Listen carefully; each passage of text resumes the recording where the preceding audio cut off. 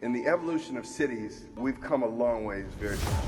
We're 20, 30 minutes away from anywhere you want to be in LA County. I've worked with a number of prominent cities, and I can assure you that we have the best mayor and city council and executive team in the country.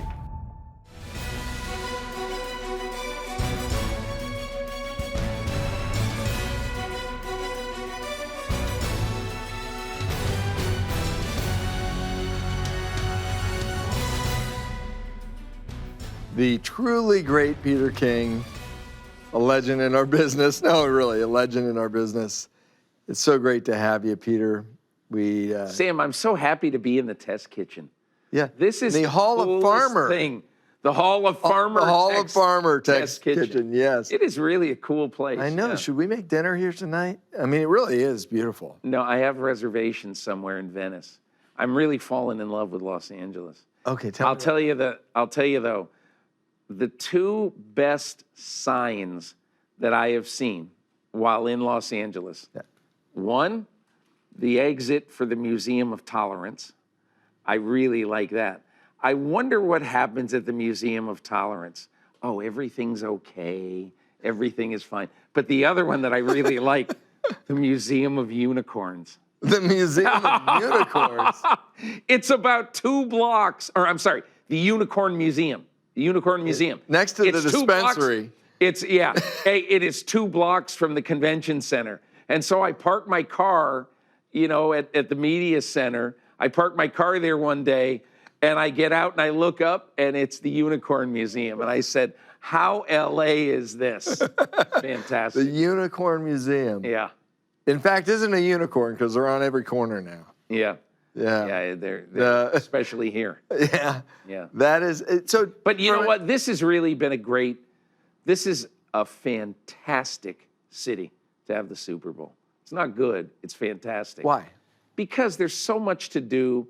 And look, the weather helps because there have been so many, I don't want to say nightmarish, but so many crummy weather weeks at Super Bowls.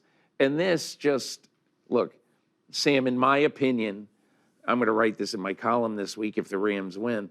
In my opinion, the Rams are at the center of the 2 biggest decisions that were made in the last 10 years in the NFL. One is basically handing this market to Stan Kroenke so that he could build the biggest and best sports palace in the world that makes Jerry Jones green with envy, when he looks at it. But I mean, Jerry obviously loves it because Jerry is one of those a rising tide lifts all boats guy. But handing the franchise and this market that the Chargers and the Raiders could never have pulled this off. This stadium, as gorgeous as it is, and in the location that it is, with NFL Network and all the development that is going to be happening there. It's just a very, very cool spot. So even though there's a little matter of $790 million that it cost them to get here, hey, what's $790 million among friends? Yeah. Among Stan Kroenke and his good friends, the NFL owners right now, about who's going to pay that bill. But the other decision is, hiring Sean McVay. Because think about it. How hard was it when Kevin Demoff, the president of the Rams, went to Stan Kroenke that night at whatever restaurant, Spago or something. He went to him and he just said, okay, look, we got a little choice. I know you like your veteran coaches on your franchises.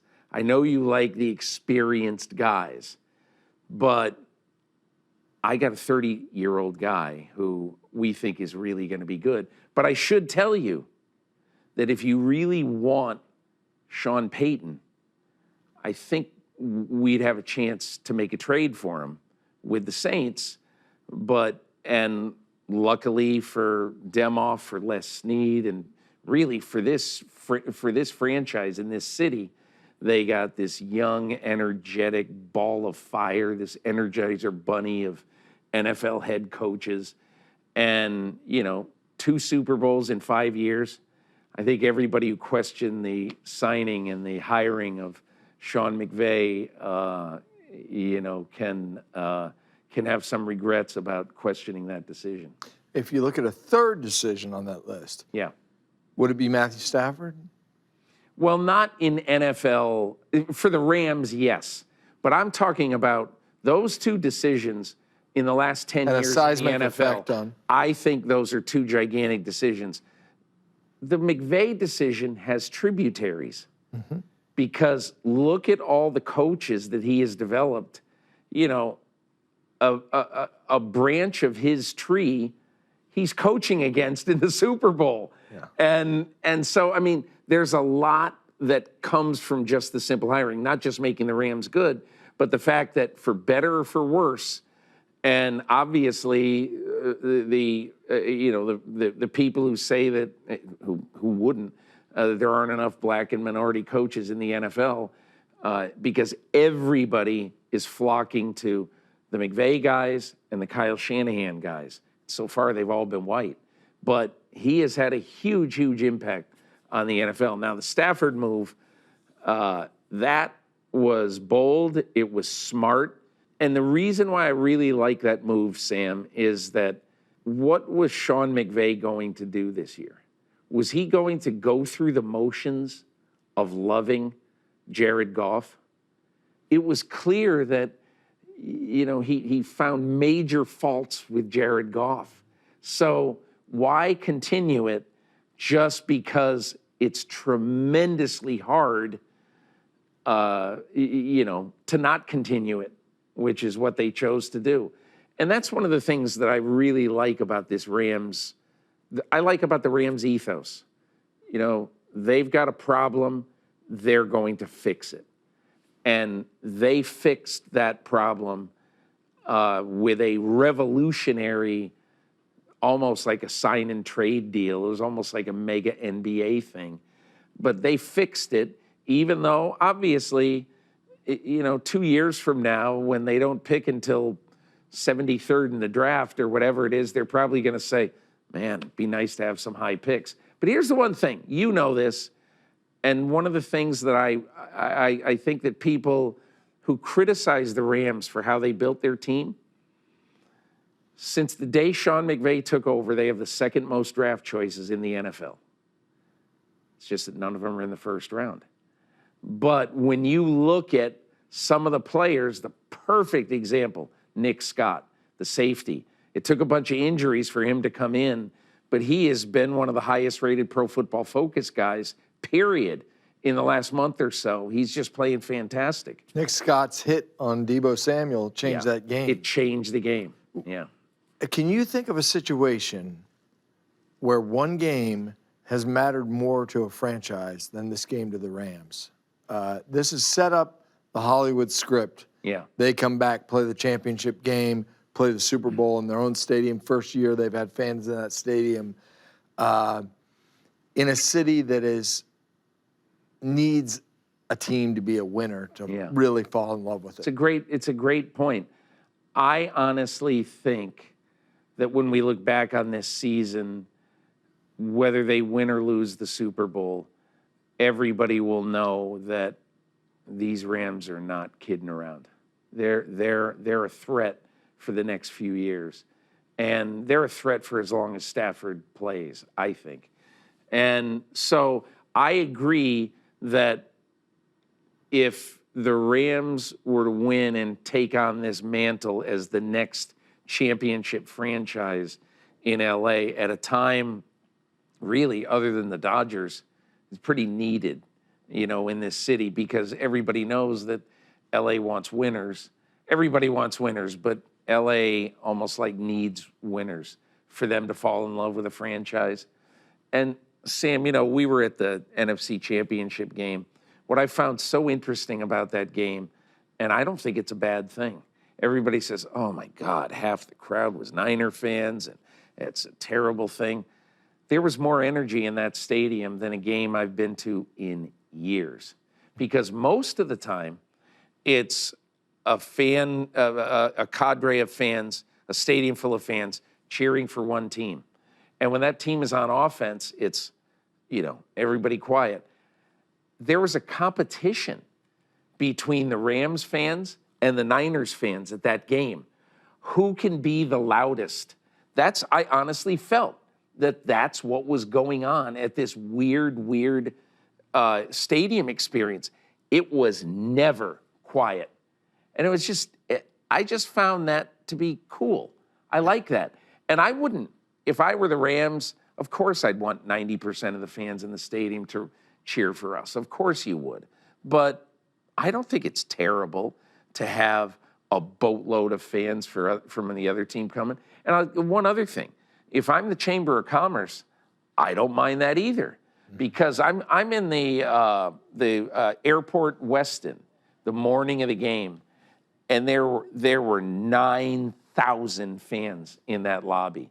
Now I have no idea if whatever the date was, January 28th, what their level of capacity, how many rooms they would have there, but it's got to be pretty good for business when 40,000 fans from the other team show up, at the stadium, So you have Rams, 49ers. Which franchise is better equipped for the long haul of winning? I think it all depends on whether Trey Lance is any good. If Trey Lance is good, I like the Niners a little better because the Rams are just older. They're not older across the board, but their star players. Odell's 29. Von Miller is in his 30s. Stafford, obviously, this is 13th year, I guess. And so if the quarterback for the 49ers plays well, give me the Niners. But the NFL and LA did what it had hoped to do, which was reestablish that rivalry between LA and San Francisco. It's awesome. That was such a great day, I thought, for the NFL, because it's something that you really don't see very often or very much. Even if, let's think of the other teams that are in close proximity in a region. Right now, if the Eagles and the Giants play at the Meadowlands, because the Giants are total crap and the Eagles are a coin flip, it's not the way it used to be when it was Buddy Ryan, Bill Parcells. Yeah. And you look at Baltimore and Washington, it's a meh rivalry, and the only one that is still as fantastic as it has been for the last 12 to 15 years is Pittsburgh, Baltimore. That thing will never die. There's some real hatred there. Mm-hmm. I love the fact that, you can take whatever it is, a 6-hour drive from here to Santa Clara and get to the game. If you're a Rams fan and you want to go to the game, just wake up at 4:30, get in the car and go up, rivalries like that are really good for a region and for the NFL. Terrell Davis sat in the seat yesterday and basically said it's all but a done deal. Aaron Rodgers is going to the Broncos. Is he wrong? I forget what show I was on this week, but somebody said, okay, total gut feeling. Aaron Rodgers, opening day 2022. Where is he? And blah, blah, blah. And I said, I think Denver. But I've been exchanging some text messages with Rob Demovsky, the ESPN guy who covers the Packers, who's very good. And we were just joking about it, and I said, I watched Rodgers' remarks after the MVP, and I said, I have no friggin' idea where this guy is going.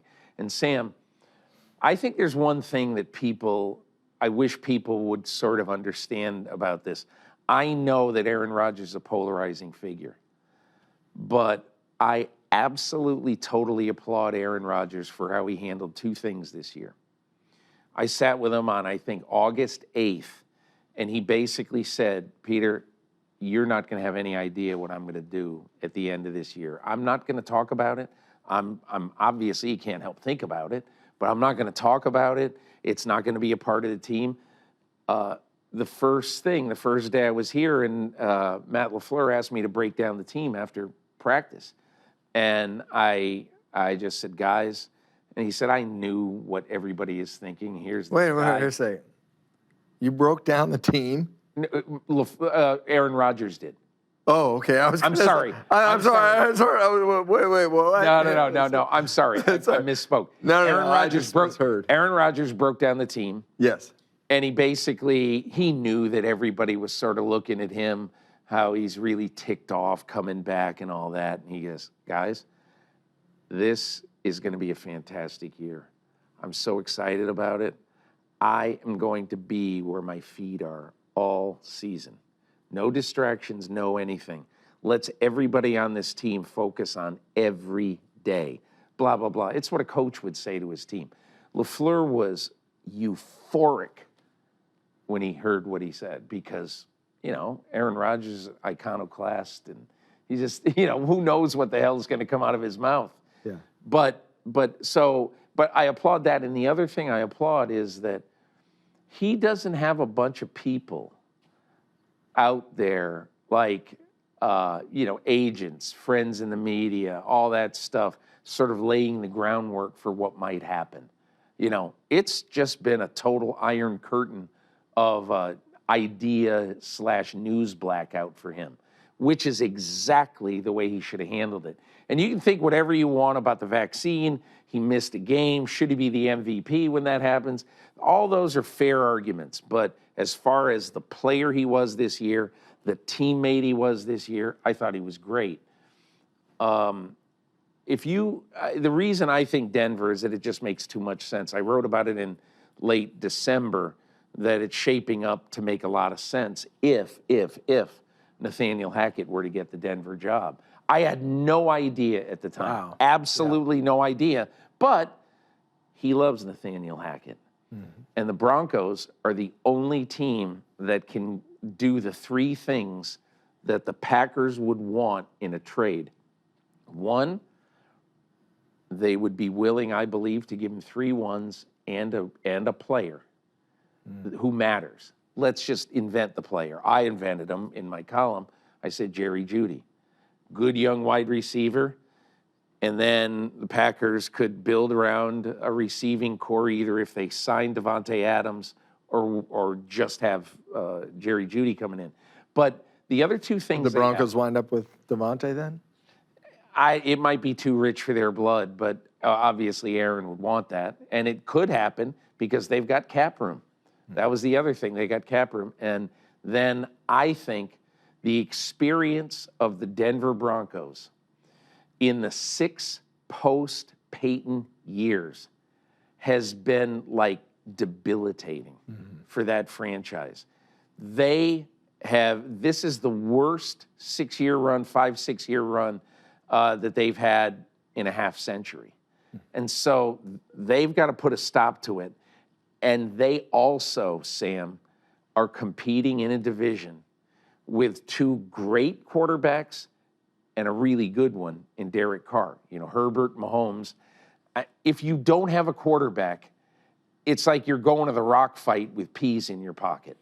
And that is the problem right now that I see and why Denver is going to be so motivated to be the team. But just remember one thing, and people need to remember this one thing. Aaron Rodgers is going to be, if he chooses to play with the Packers one more year, he will be an unrestricted free agent in 13 months at age 39. Tom Brady was an unrestricted free agent at age 42. So you look at that and you say, well, Aaron Rodgers is in great physical condition. So I would only want to hear one thing from Aaron Rodgers, and that is, I vow to give you 3 years. That's it. If he says I'm going year to year, I'm not making that trade. It's a lot to give up. On the other side, you say, well, Green Bay has to do it. I'm not so sure.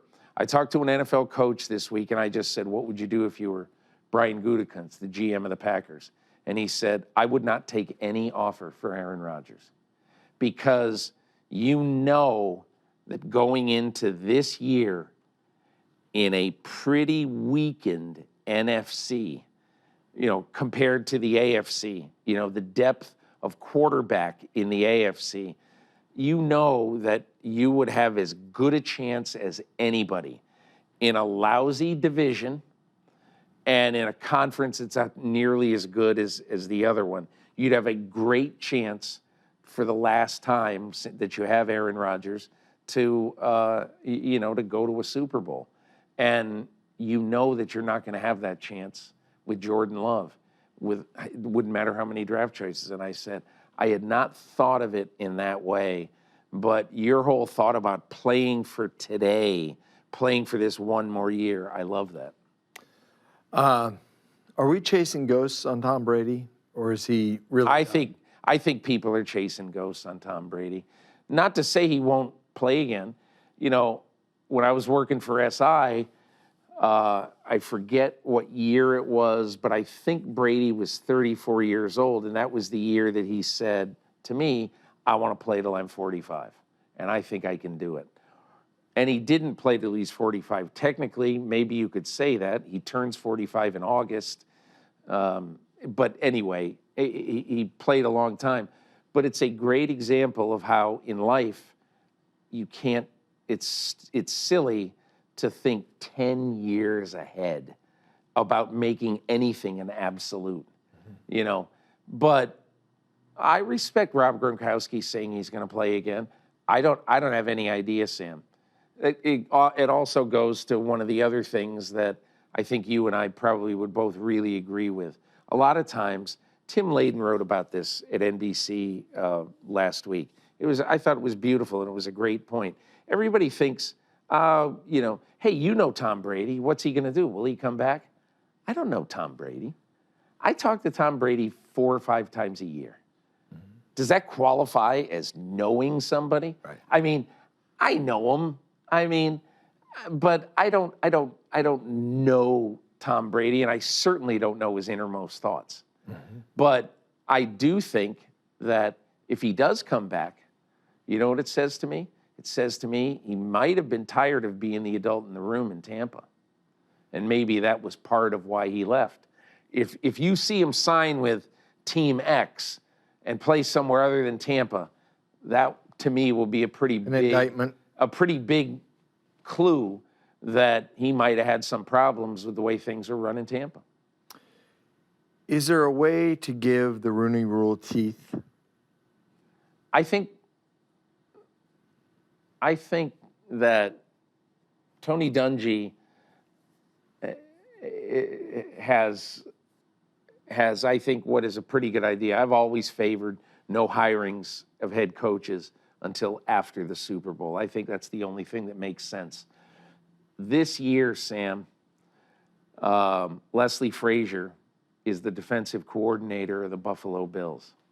The Buffalo Bills allowed 30 yards less per game than any team in football. They routed everybody as the #1 defense in football.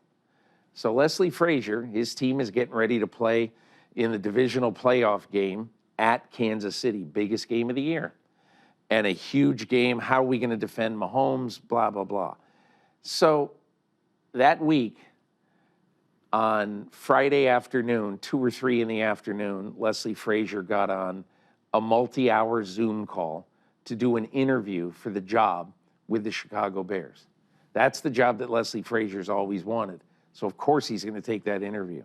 And then he was also asked by the New York Giants to do an interview. He got up early Saturday morning, and he did it before they got on the plane to go to Kansas City. This is just my guess, but after 5 or 6 hours of being grilled by the Bears and the Giants, how are you going to resuscitate our franchise? Now, what would you do? All these questions.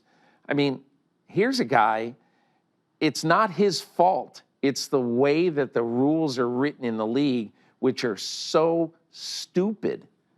And they're an insult to the Buffalo Bills. They're an insult to Leslie Frazier in this particular case, that they have set up a system where people are racing to do coaching hires instead of just saying, hey, when our season's over, we'll worry about the coach. You know, when the whole season, meaning, so Dungy's going to say after the Super Bowl. My whole idea, different idea, is I think that Roger Goodell should issue an edict And no owner worth his salt would go against Goodell right now in this climate in our society. And Roger Goodell's edict should be every team in the NFL is going to have one, at least, minority, or black coach in position to touch the quarterback every day at practice. Assistant quarterback coach. Give him whatever title you want. Can't be quality control. Can't be going to get coffee for the coaches. And so, in my opinion, that would improve the pipeline. That's the biggest problem right now, that there aren't enough offensive coaches who touch quarterbacks who are black. How about relaxing or doing away with any permissions rules? Like, you have permission to interview our coordinator for a head coaching job. And saying, because when a team goes to another team and asks for permission, it puts pressure on that coach. Do you want to leave this team? I mean, let them negotiate as we would if somebody came to us. You know who says that's a great idea? Mike Loxley, the Maryland coach, who is also the head of the National Coalition of Minority Football Coaches, which is kind of gaining steam.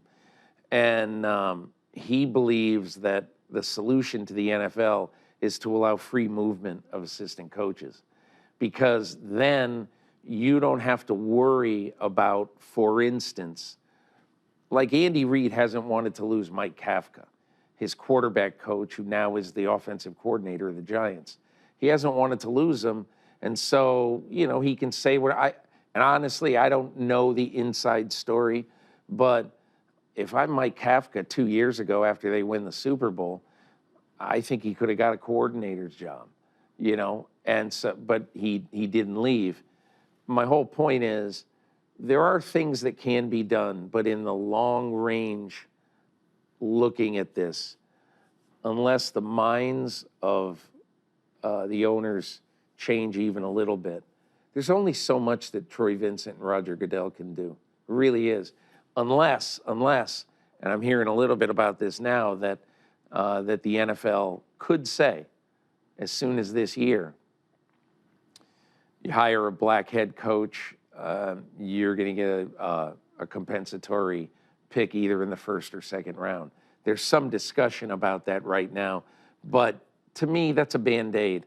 That doesn't fix. It's like discounts saying, that coach too. Of course, it's like saying does. You come with a bunch. And last, it's like getting two gifts for your wife. Like, this one's not good enough, so I'm going to get you another one. Yeah, when that has been discussed in the past, black coaches, minority coaches have really argued against it.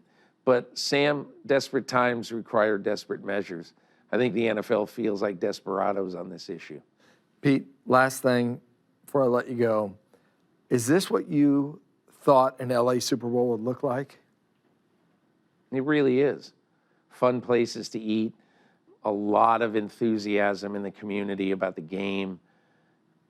I thought all along, whether the Rams were in it or whether they weren't, that the prices would be totally out of control. I don't love that, but also I don't buy a ticket either. So if somebody who's very wealthy wants to pay $12,000 to go to this game, who cares? I don't care. But it's sad for a lot of the real fans. But Sam, I broke into football writing, covering the Cincinnati Bengals for the Cincinnati Enquirer. And I was there a week ago. I rode to work one morning with Zach Taylor, the head coach, and the city was just totally, totally different. There were stories on the news the night I got in about all these people who were on the news saying, I am going to Los Angeles. I don't think I could get a ticket, but I'm going anyway because my team is there. And, okay, would they say the same thing about, I can't even, I don't want to put any city down, but I don't know that they would say the same thing about every city that would host a Super Bowl, because who doesn't want to go to LA in February? I mean, it's in most places in the United States, it's better than where you are. And if you can go there and have fun and have 4 or 5 really nice meals and go to the game, how fun would that be? So I think LA's done a great job. I don't know anything about internal crapola, but I just know, for me, looking forward to the game, I think LA's handled it great. This is unbelievable. I wish people could see the clock here. Peter's timing. They want us out. They want us out now. Impeccable timing, Peter. Thank you so much. Hall of Farmer, thank you so much. That was great. You're welcome, Sam. I enjoyed it.